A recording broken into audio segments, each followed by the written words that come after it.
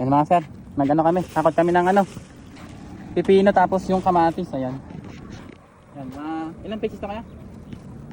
50 plus? Nasa 50 plus na pieces na bundle na pipino tapos kamatis. Ayan.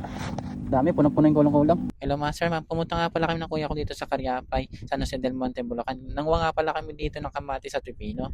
Bago nga pala yung master, ma'am, baka naman po pwedeng pa-like and share naman po nitong video na to. Malaking tulong na yan para sa amin master, ma'am, at maraming salamat po. Dito nga pala nanguha ng pipino at kamatis yung kuya ko master, ma'am. At malapit nga lang pala to sa City Hall ng San Jose del Monte, Bulacan master.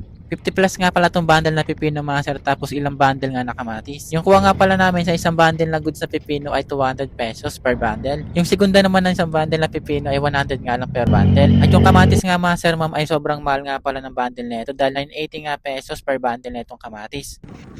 Yan, ilang pieces na kaya? 50 plus? Nasa 50 plus na pieces na bundle na pipino tapos kamatis. Yan. Dami, punong-puno yung kulong-kulong. At ano na kami, uwi na kami nito mga sir, ma'am. Yan. Biyahe na. Ay, paggabi na rin eh.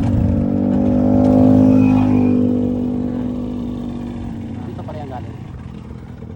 Ay, yung mga ano, taniman dito sa Cariapay, ayan o, Cariapay, San Jose del Monte. Lawak niya mga sir, ma'am.